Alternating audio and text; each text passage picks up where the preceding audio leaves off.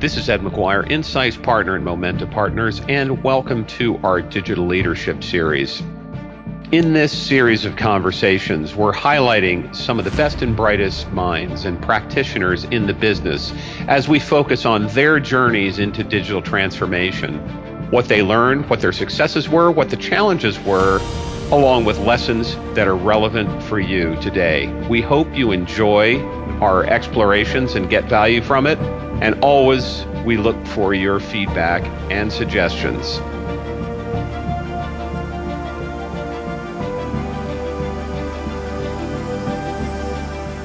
Good day, everyone. This is Ed McGuire, Insights Partner at Momenta Partners. And today we have a very special guest in our Digital Leadership Series. And our guest today is Bill Rue, who is currently the CEO of digital business at Lendlease, which is a global developer and construction company for high-rise and real estate development. Bill has a long and prominent career in connected industry and digital transformation. Previously, he was the chief digital officer for all of GE, as well as the CEO for GE Digital. And we're thrilled to have you join us today, Bill. And he's speaking to us from Sydney, Australia. But would love to get just get a little bit of a sense about what's brought you here, and talk a bit about what's shaped your view of the of what we call the Internet of Things. Well, thanks, Ed, and it's great to be on. I recently moved from the States, from the Bay Area here to Sydney, which gives you a different total, view of what's happening globally in this whole IoT arena. But the main thing I can say is, and I've seen this, is it's a global play. It's not for just mature markets. We see it in developing markets, and in some cases, developing markets can be very innovative with technology. But if I just look at when my career, going back to my days at Cisco, where I really first saw this from the networking perspective, the early days of people just connecting things. I would say I thought that those early days of, say, 29 to 2011, it was very much an experimentation mode. Then coming to GE from 2011 until 2018, what I saw was the maturing of that market and people starting to turn it into businesses. And so we started to see that it became more than a technology, it became a business model. And a lot of it was, can I just take data off of big, complex machines that are needed in our everyday lives, and we expect 100% guarantees from, whether that's a utility or an elevator or a jet aircraft engine. We expect everything to always work, and the ability to change and have unscheduled, zero unscheduled downtime, nothing breaks in a way that causes problems, is probably the cornerstone of what we're seeing in terms of where people are getting value. But I think now what we're starting to see, the shift, is where IoT is now moving from called the let's make what we have work better to let's create new kinds of experiences, and in fact, let's change the nature of work using this technology. So in many respects, the role of what we initially thought of as IoT is as just connecting devices and using the data derived from connected assets, to improve business processes, is morphing more broadly and into this concept of digital transformation. And it's become kind of a popular term, but I'd love to get your take on what the term digital transformation means to you, in context of this evolution of Internet of Things. Yeah, I view this idea of digital transformation in the following way. And depending on who you talk to, you're going to get a different answer that's actually very similar to everybody else's.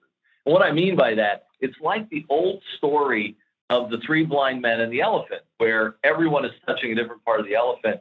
And when they're asked to describe it, one has the tail, and he says, well, it's a rope, and one has the trunk, and he says, well, it's a fire hose, and one has the leg, oh, it's a tree trunk.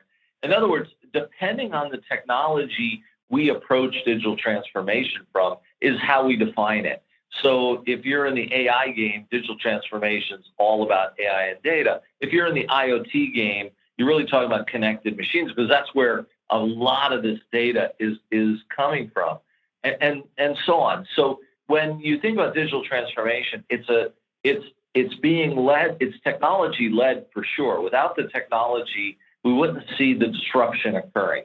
But it's more than one technology. So when you start looking at IoT and connectivity and data, you want to build an outcome. You want to do something with it. It's not just there to connect. And that's where IoT has always failed, is anybody who just connected is sort of been commoditized. So you're really talking about the outcomes you can generate off of that. Well, then that brings in the idea of AI. Well, the amount of data you're talking about, you suddenly see the cloud as playing an important part of this game. And so when I look at digital transformation, I think there's sort of a set of table stakes technologies that complete, let's say, elephant. You got to be thinking about big data. You got to be thinking of cloud, AI, machine learning. It's all about mobile delivery. That's how people work. You've got to think about the open source capabilities that sit under this, whether it's Docker or Kubernetes or so on, and the ability to manage this scale and so on. That's sort of the table stakes technology. Then I just say there's a whole set of other technology that's going to continue this, and that's why this digital transformation's got a lot of legs, 20 more years, because you're talking about natural language processing, and where is Siri and Alexa and all those technologies going to fit in? Where is edge compute going to come in? Drones and bots and robotics, AR, VR, 3D manufacturing, blockchain, autonomous systems. All of that technology is over the horizon. And as much as the people working that, are think every day about it, it's still not in the mainstream as those other things are. So what you look at all this technology, that's the cornerstone of enabling digital transformation. And only companies that can master, let's say, a heavy set of that are going to be able to play in this game. No doubt. I think we're very much on the cusp of some exciting, we call it combinatorial innovation, but it's enormous potential ahead of us. But if we dial the clock back a bit, I'd love to understand a bit of your experience as really being at the nexus of what a lot of people think about the industrial IoT. I mean, what you came into GE as GE was putting together a Predix platform and started articulating this vision that just resonated hugely across the industry of the power of 1% and just thematically really helping the market wrap its arms around this massive transformation. Could you talk about what it was like for you to to come to a leader in what we'll call in traditional industrial technologies, and really look to apply and establish the vision of where you wanted to take the business and also really break through some uncharted waters. Yeah, I was very fortunate to be able to work at a great company as GE, and I still really love that company. So when you look at it, though, GE's always been a leader at driving these kinds of transformations in the market that require innovation. And the thing that I would say that I learned very early on at GE, as opposed to when I was coming from Cisco, where I had a very technology-centric view of this IoT space, is that the business needs were pretty profound. And there were really three things that I could sort of boil down that what we saw over that period of time at GE that we were trying to address, and I think GE through Predicts and what it's done is address the big part of this, is one is the shocking thing to me was industrial productivity was essentially flat, 0% productivity gains for something like 5 or 6 years. We came out of the recession, we saw productivity gains, and then it just stopped. And I think one could look and say that essentially the traditional methods are no longer good enough to drive productivity. And so productivity really needed a reboot. That's that power of 1%. And it doesn't matter what industrial sector you're talking about. You're just not seeing the gains, except in those companies that are really beginning to use digital and data and analytics to foundationally change their business processes. So it's no longer, hey, I'm just going to apply Six Sigma and Lean and those traditional techniques. They've run their course. It doesn't mean you stop doing those, but if you don't add digital to that, if you don't automate and make things more autonomous, you're never going to get the productivity gains that are necessary to compete in the next generation. So the first thing was productivity. It's all about productivity.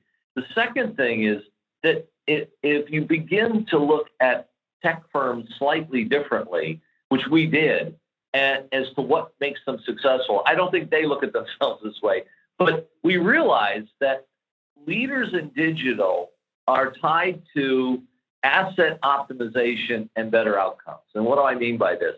Well, essentially, Google takes advertising, and if you look at advertising as an asset, as much as the jet aircraft engine is an asset, and look, they found a better way to deliver and optimize that asset, and that's what that propelled them. If you think about Apple, I look at them differently. They figured out a better way to deliver and consume applications, and applications being an asset. Uber and taxis, Airbnb and hotel rooms.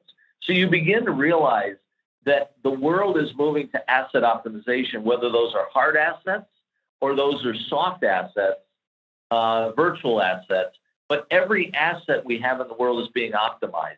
And that's really core to what's going on. The third thing we learned is that the future is not just digital. And this is what really, I think, opens the door for traditional companies to go in this, is that it used to be just the digital world. Advertising was, well, you could do it all digitally.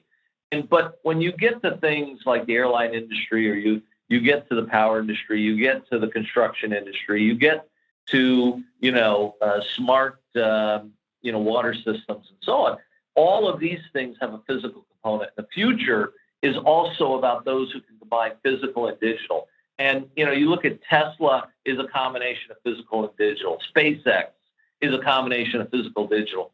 And I'd even say Amazon with retail logistics has mastered physical and digital combined. And so the world is going to be for those who master physical and digital. So you got to reboot productivity. You've got to be good at optimizing assets and changing your processes. And you've got to be good at combining the physical and digital worlds in order to compete going forward. That's going to be the center of value. So when you're in a company like GE, I mean, did you have a process that you applied to assess where changes occurring, outside of the organization, and how best to map your efforts to improve the impact on your own business, the organization, but also the rest of the market and your customers? Yeah, what I've learned over the last 15 years through my transition, Cisco, GE, Lendlease, is that what you do in a startup is going to be very different than what you do in a big company to manage through these transitions. And the way, I think about it is there's a couple of key things. The first thing is that, a startup gets to act in one speed, startup speed. And, everything is focused on that transformational activity and all the investments, all the people, they see the goal. And so they act with disruptive speed, which, is fast. You don't worry about the current state of the status quo. And then the other thing is you can change the rules. Well, when you're in a big company, it doesn't quite work that way. You actually have to have two corresponding processes in order to make it work in a big company. And they operate at different speeds. And so speed one, I view, is, look, you've got to be able to deliver on, this productivity gain, near term. How do you change the processes? How do I take analytics, and it's more what I call incremental or evolutionary improvement. Thousands of analytics, hundreds of automated processes. Take what I do today, and in weeks to months to deploy, focus on getting these kind of things done. Now, by the way, that is digital transformation. It's aimed at trying to transition you from the old into the new. It still requires talent and a culture shift, but it enables your existing businesses to be able to get in and see value, and it aligns to that quarter-to-quarter mentality. While you're doing that, you also need speed two activities. These are the disruptive platforms that you're trying to create, the things where you're trying to get a leading position and change the nature of the game. And you can't go do thousands of analytics and hundreds of automated processes to disrupt. You're going to focus on a platform to get out there and change the world. And in order to get something major like that done, it's 12 to 18 months to deploy.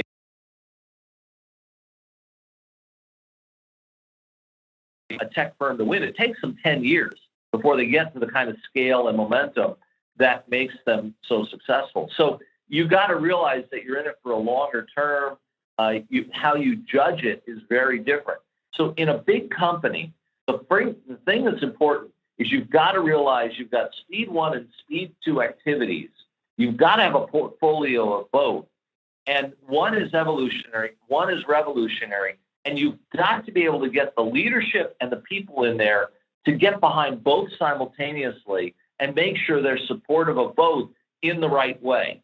So you don't roll your disruptive thing across your business and disrupt your business because you're going to disrupt your quarter-to-quarter numbers. On the other hand, you don't say, oh, those guys lose money, they never do anything. What you do is you try to get a few things going, the initial pilots, then embed in the business. Make sure you take care of it. And I think that's what I really learned is you've got to have both simultaneously.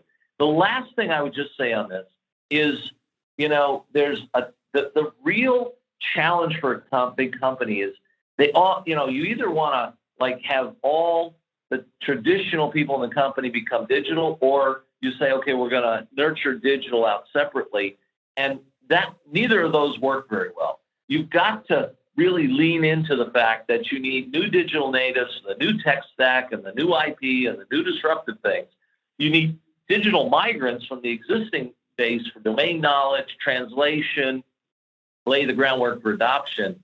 And you need all your employees to become digitally enabled. So you got to lean into the organizational structure, which quite honestly, of all the things I found, that's really the hardest, is to get the structured talent, organization, culture changing to accept speed one and speed two, embrace it, and make it successful.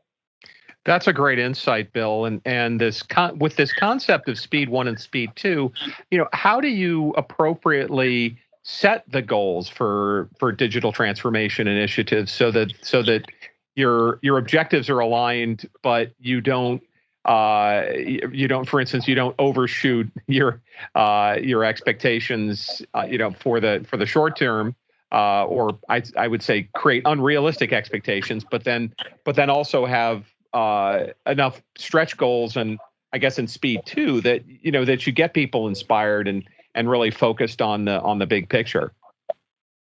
Yeah. Well, every digital initiative has to be tied to a specific metric in order for it to succeed in a big company. And if you think about a startup, they the moonshots, right? They take the moonshots. Most moonshots, at least my impression, and I think the data backs it up, fail, right? And it's okay in Silicon Valley. I mean, there's a culture of failure and acceptance of moonshot failures, which doesn't exist in a big company. So getting back to that speed one, speed two, your speed one, you've got to establish it's evolutionary. So they have to have very specific metrics. But I would say they can be maybe not moonshot metrics, but how about lower orbit around the Earth kind of metrics, right? Still big, hairy goals like, can I improve my utilization rate or my reliability rate or minimize my downtime rate by 10%? Those sound easy, but that's worth a lot of money to any company. And the question is, okay, can I find the analytic or automate the processes that are going to get me there? And so you're picking very specific, metrics, and you're trying to make them achievable, but you actually want to pick something that's measurable and hard to do. And I think that you've got to tie it to those kind of metrics. Otherwise, become science experiments or technology plays that, that there's a disconnect to the end user. And the end user cares about minimizing downtime or productivity or energy savings or something. And you've got to connect it to them there because that focuses your mind on solving the right kind of problems. On speed two, I think you've got to have the kind of goals we're talking about, but now you're talking about moonshot kind of goals where you really are trying to foundationally change the nature of the business you're in, that you're talking about a 50% productivity, or I think the way the Valley really looks at this is a 10x play. If you're not getting an order of magnitude shift in those moonshots, or you're not targeting an order of magnitude shift, you are not aiming high enough. And I think that is a struggle often for bigger companies to be able to accept that, but then transition that into what you do, execution. But the only other thing I'll mention is think about how many moonshots are talked about in the Valley, and then think about how many actually end up accomplishing something meaningful. But when you win big. So you gotta do that to win in your industry for 10 years, but you've still got to have these near-term things. So speed one, speed two, you got to keep in mind which one you're doing and the metric shift, and you've got to be willing to have the sort of stomach to get behind them in the right way.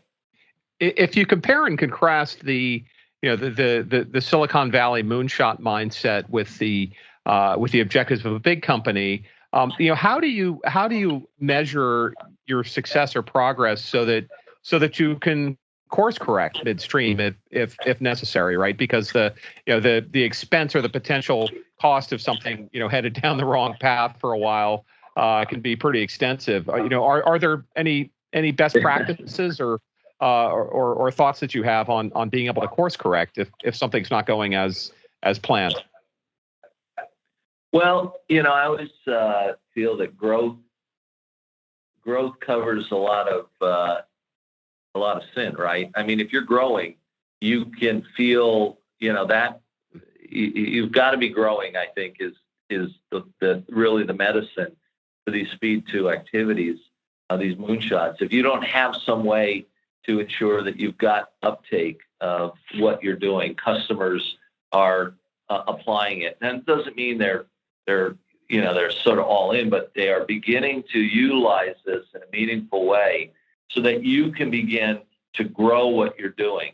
I think the second thing is you've always got to keep in mind that in the end you don't really go against perfection. You got to go against the market. You got to say, hey, I'm going to be number one or number two in what I'm doing in this moonshot, and then be able to judge, are you number one or number two out in the market? Because if you're number one or number two against your competitors and you're growing, you can see a path to where you've got to get to. The only last thing is it feasible? That to me is for a moonshot. You've got to be able to fish or cut bait on the idea that the technology is feasible. It's cost effective. You can scale the business. And I think the ability to know a great idea without the right technology that's too early is the same as being wrong. So you've got to make sure that the technology is feasible to create your moonshot. You've got to make sure you got the talent to get there. But if you can judge that you're number one and you're growing, then I think you can show that you can win this. But that's why it's a different process for that S2. You got to have the stomach to go 10 years. And, I love companies like, you got to admire a company like Amazon, where AWS, they had that, they grew it over time, but they weren't publicly announcing the numbers for a very long time. And I think that, that's a smart company. That's a company committed to building a market and owning something and being number one. And I think that is a good model for bigger companies to emulate and look at and say, okay, they do something, and we should be able to try to emulate. Yeah, that's not really a trivial undertaking, particularly for a public company. If you look at, a company like SpaceX, for instance, which has had many, many years of experimentation and how shall we say, less than successful moonshots. It really is can be a daunting task to pull off these long-term goals, right? When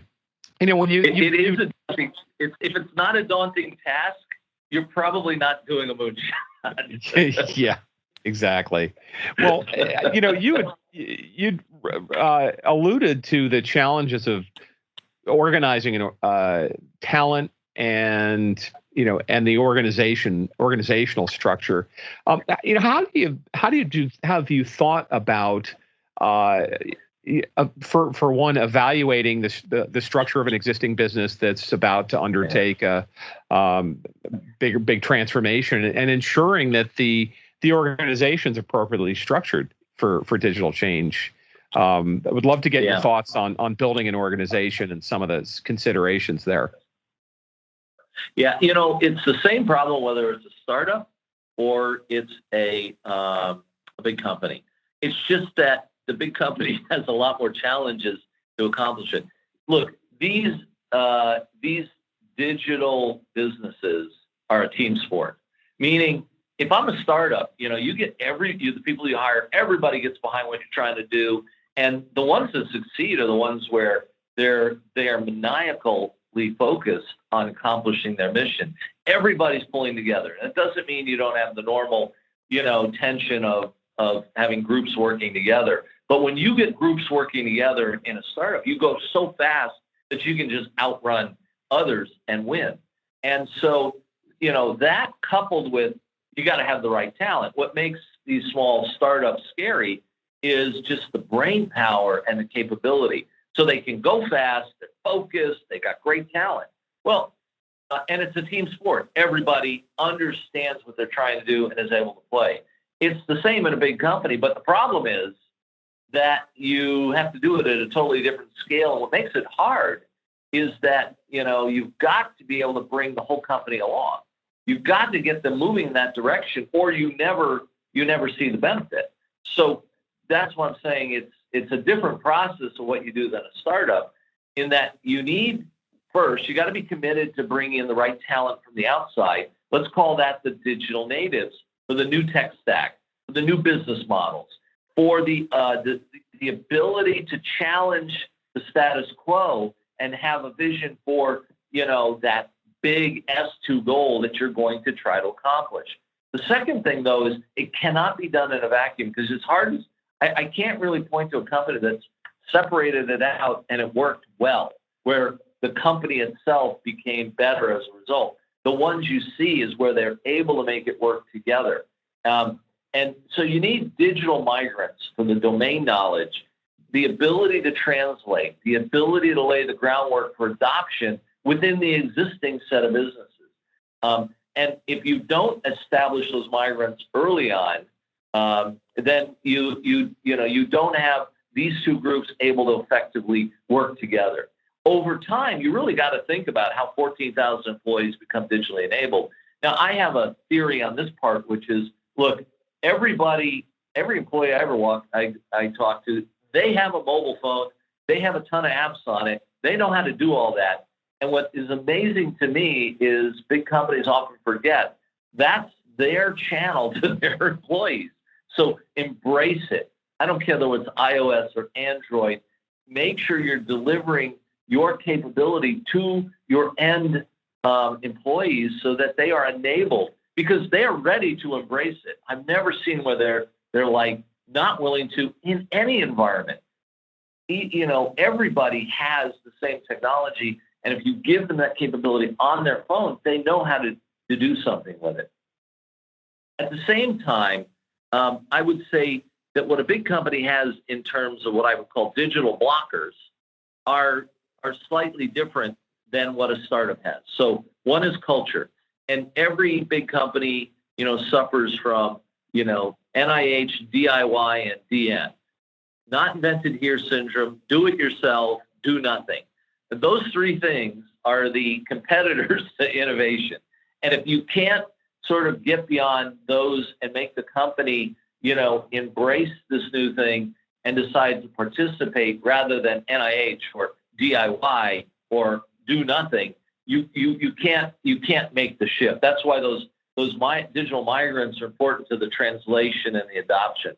I think the second thing is leaders at the first level, the second level, the third level of any company need to message and have actions tied to strategic desires. So they can't just say, well, that's somebody else's, let them message it, or it's just the CEO. It's got to be done at the business leader level and one level down, where they say, look, we are all in on digital. We're going to do this. Here's our play.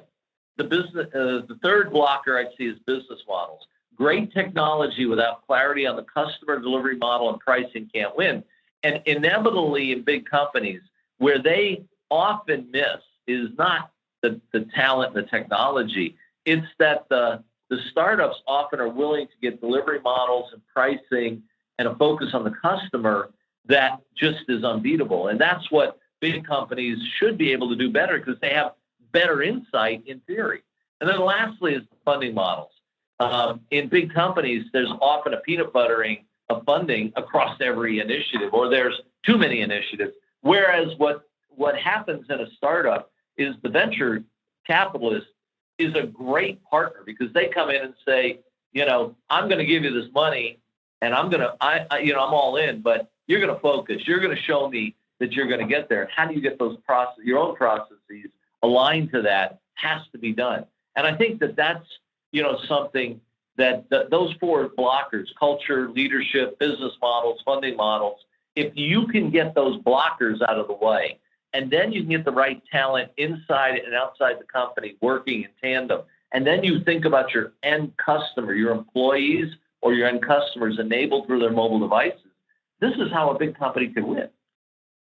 Are there ways that you can effectively bridge different cultures? I mean, you just alluded to a number of these blockers and approaches to essentially dividing the culture, I guess, into having you have the digital natives who kind of get where you're going to go, the digital migrants, but when you deal with areas like engineering, for instance, and industrial technologies, there are very different philosophies of product development and go to market than information technologies, of course, and of course it's a very different sales philosophy when you're selling a capital asset or a product with a maintenance model versus an X or an everything as a service.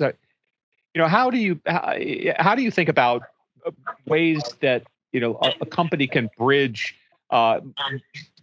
distinct cultures while preserving what's best about each one?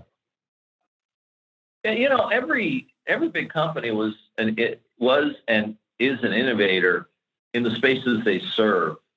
The discomfort comes with the digital technology, which is a complete foundational change to what they've done, right? So, if you go into traditional material sciences or, new construction techniques, et cetera, every one of these existing businesses has been an innovator. That's what's made them so successful. That's what's made those engineering cultures so successful. So I think where the challenge comes, in my view, going back to the blockers, is that often what digital is not just the technology, it's a business model. And I make money a certain way, right? I'm a big company. I sell this product and I make X margin on this product, or I sell this product and I sell this service, and the service actually may be where the money's made, but it's all physical services. Whereas what we're often saying is, hey, the way you're making money is going to have to change. And that's where it gets uncomfortable, because the way we operate in engineering is set up to a funding model that's based on a business model. And once you disrupt the business model and funding model, that's when people start to say, this won't work, or you don't understand how we make money. And because at that point, they're concerned what if it doesn't succeed? And I think that's really the challenge, is the business and funding model be very disruptive. And that's, by the way, why startups love it, because they go, hey, the business models are very disruptive. Hey, I can undo this. And that's what you've got to focus on. I actually found that, big companies, their people they're very bright. They're as bright as anybody anywhere. They're innovative as anybody anywhere, but they tend to be very practical around how they make their money. And unless you are able to help to educate and bridge the business model and funding models and show a transition, even in a disruptive, you've got to show a transition, which the transition could be, I will operate these two businesses separately. But you've got to go at that, and you just got to realize that it's going to be a challenge, because you are disrupting the status quo, which has been successful, and you have to respect that success. And I think the minute you don't, you just say, hey, you just don't understand. You can't beat it. But the minute you say, look, we're going to have an honest conversation and we're going to try to drive this change. You've just got to take on that hard work. And that then finally, I just say it's an education process. And unless you're up to educating, you can't make your way through it. That's why a startup can win, because they don't have to deal with the transition. And in a big company, you have no choice but to deal with the transition. I'd love to get your thoughts on the transition that you were at the center of it at GE, particularly around Predix, the process of building out the platform and mapping it to solutions that were that complemented the existing businesses. You were creating. I mean, GE Digital, in a sense, had a much broader mission than the specific business lines. Interests would reach, even though I think you could say that it was almost unlimited, the potential there. But I would love to get your thoughts about the considerations of some of the decisions behind the decision to build a platform, and how you worked with the different business units, and what you learned during that process as you were really defining a brand new market. Yeah. So, I think you brought up two things, the idea of a platform. Look, I think, everyone realizes that in every market, there are platforms, and platform can mean a ton of things, to an infrastructure provider. The platform is that enabling technology, cloud platform, let's say like AWS or Google Cloud or Azure. Those are one form of platforms, but you just go to Amazon. Another form of a platform is they have a platform for retail. You look at Uber; they have a platform for transportation or taxis, or depends on how you want to look at it. So you've got platforms at multiple levels, and I think that the couple of things that I've learned through this is that getting your platform right at the right level for your business is incredibly important, and that you've got to make sure that you're at the right level of the stack for your platform. So for some people, that right level is that infrastructure level of being the cloud provider. For a company like GE or any industrial firm, I think that you really are at a higher level. You got to be more at that application layer, where more akin to where the Amazon retail is at, where you're providing outcome based business services. And as I said, the first transition in the market was predictive maintenance is worth a lot of money in the entire industrial world, and it's that's an important place to be.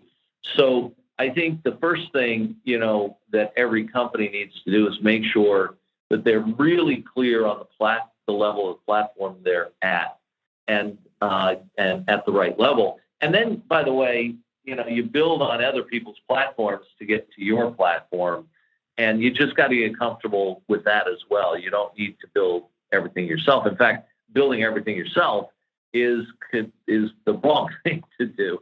So I think that two key lessons. What is make sure your platform is aligned to your customers and what you're trying to achieve with those customers. Build on everybody else's platform, and be careful you're not you're not at the wrong level. I think I think just giving GE credit, a lot of credit, where they've taken Predix and APM, and it's been it has been an incredible journey. And again, I said it before, I obviously deeply admire what that company is established here, especially since they were early on and they created the market. And you got to give credit where credit is due. The second, I think, thing, around this is not just the platform, but is what you said. It's knowing your businesses, and so the diversity, of the businesses across GE is an interesting challenge, because not every business has the same problem. So knowing which problems you're solving is important. And in the end, you can't be a platform that's everything to everybody. I guess you can if you're like a cloud platform, but that's, as an industrial firm, you've got to be focused on what you're trying to do.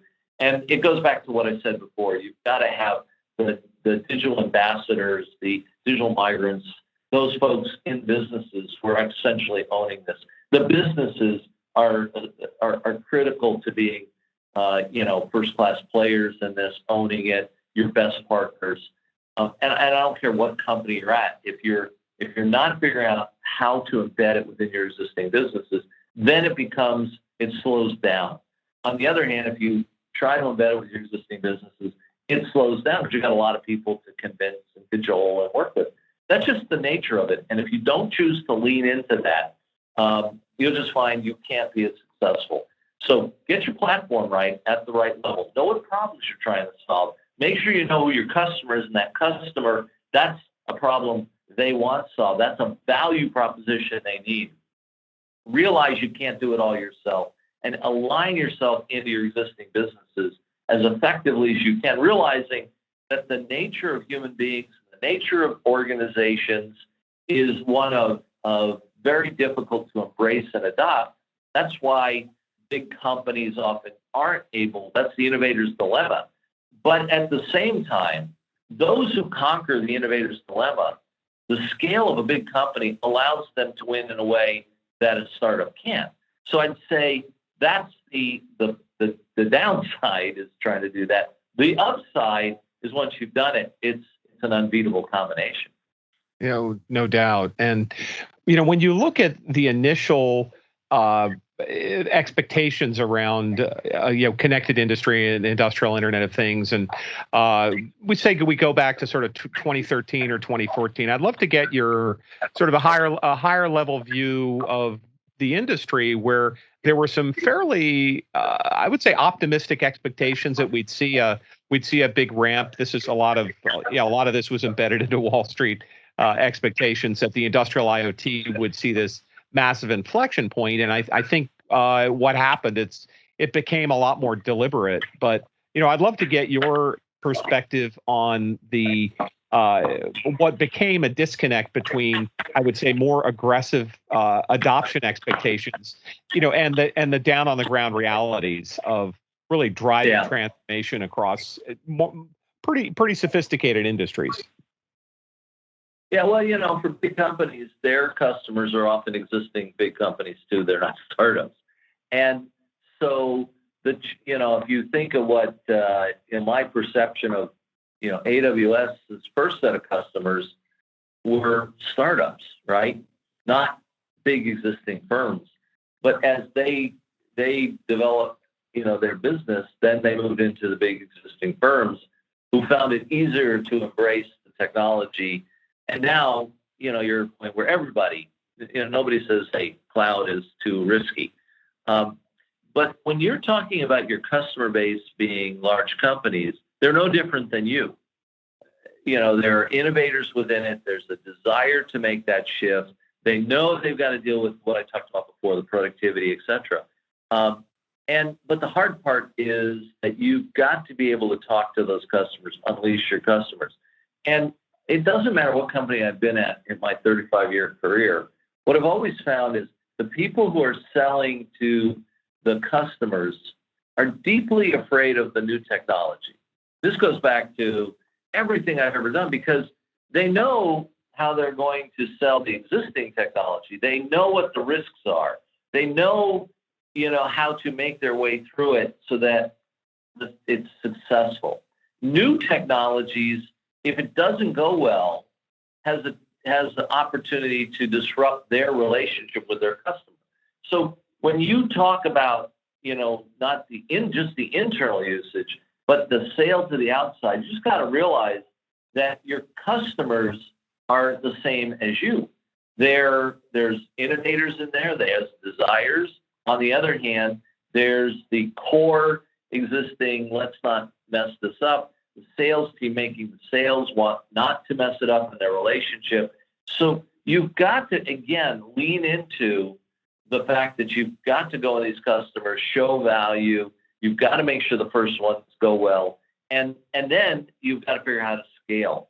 And, I think that the what we're in is the period, if you look at it, all of these things take a 10-year journey. And that journey to get through that is that the first few years, you got to get your first customers right. And then you start to build. And by the way, I would say the industrial internet, the IoT market is entering its maturity phase.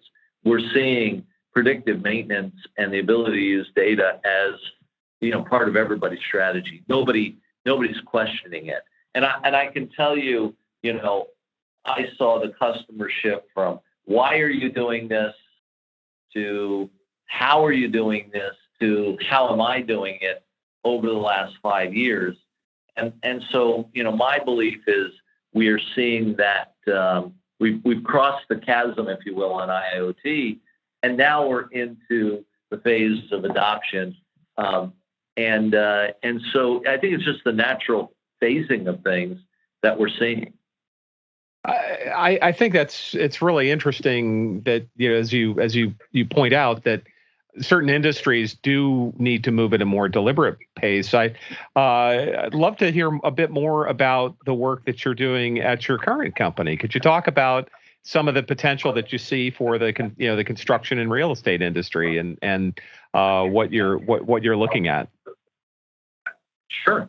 I think that again, I think it's an industry that's undergoing transformation. And if you think about how we construct,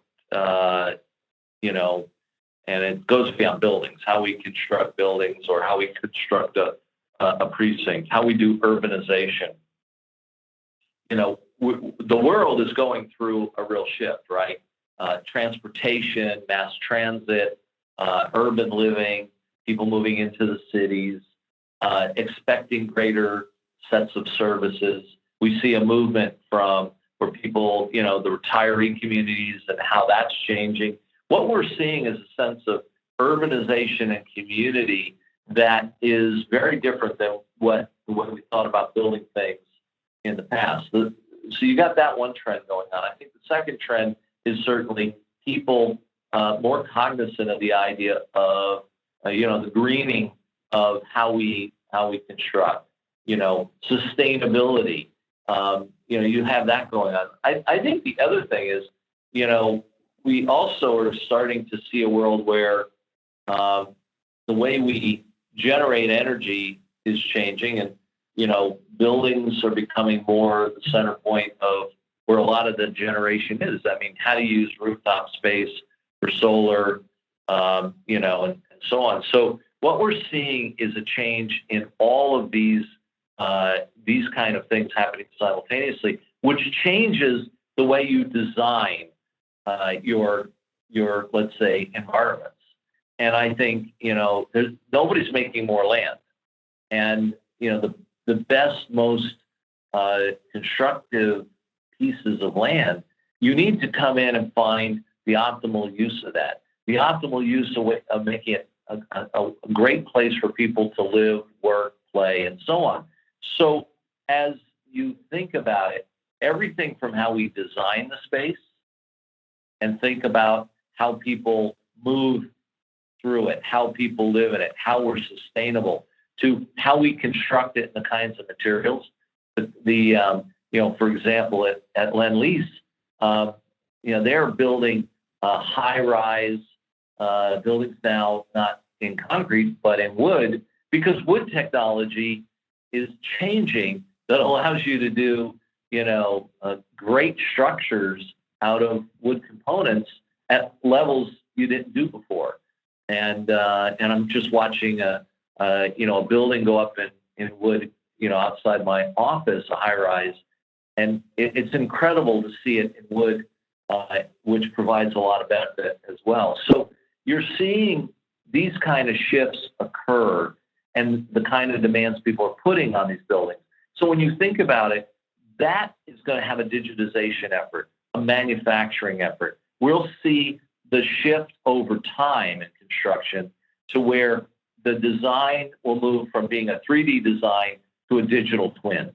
And that digital twin will not just be a drawing, but it'll be a living, breathing model that goes from the designer to the construction manager into the building operator, and that model will continue to grow to where it's an accurate representation, which allows you to do predictive analytics on how to get better energy, how to operate the building better, how to provide better services to your people who are living and working there. And so one is, I think digital twins are going to play a big role here.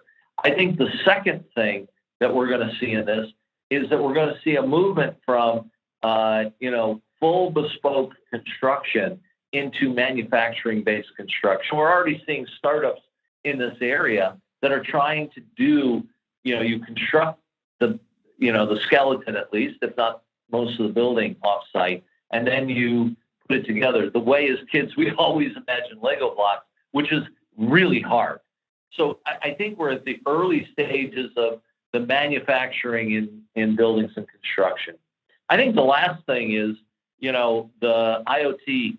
I already see that I saw some buildings in Singapore that it's amazing the use of IoT with cameras and smart trash cans and everything else that allow us to just live a cleaner, better, safer, more interesting life. So we're going to see more IoT technology for sure as table stakes in every design. And then all of this data coming in is going to change, again, how we operate those buildings. So, we're at the early stages of what is a 20-year transformation in this industry.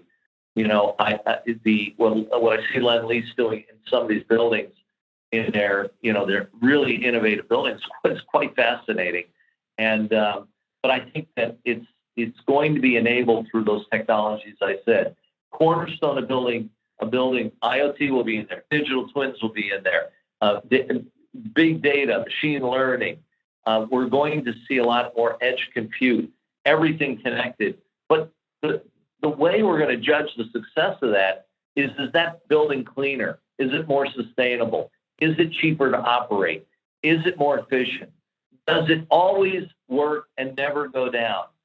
Those kind of things are going to be the outcomes we get, and people are willing to pay for those things. But the technology is just now coming to the forefront, and the industry is just now starting to engage, and that's why I like this industry. It's really in the early innings of getting started. Well, you've really just alluded the breadth of outcomes that can be accomplished with these advanced technologies in an industry that's where a lot of processes and techniques really haven't changed much in decades. So I really appreciate your insights there. One final question, Bill, which is that I always like to listen, or I like to ask our guests, is whether if there's a resource or a book recommendation you might be able to share for our listeners.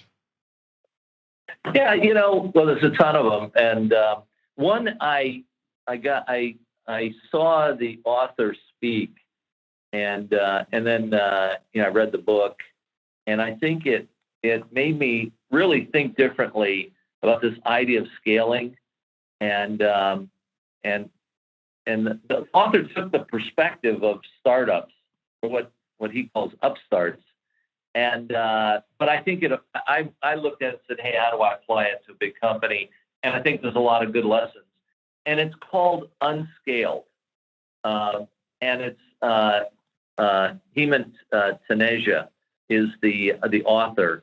And I really think it talks about how AI can disrupt every industry. So that would be the one most recently that had a lot of impact on my thinking. That's a great recommendation. I'm not familiar with it, and I'm absolutely going to put it into my book list, my reading list. So, but anyway, Bill, it's been a pleasure talking to you.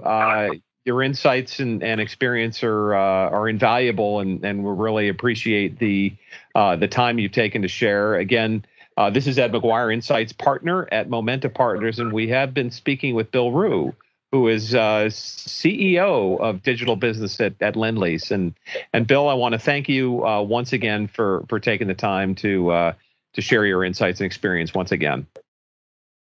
All right, thanks, Ed. It's been a real pleasure.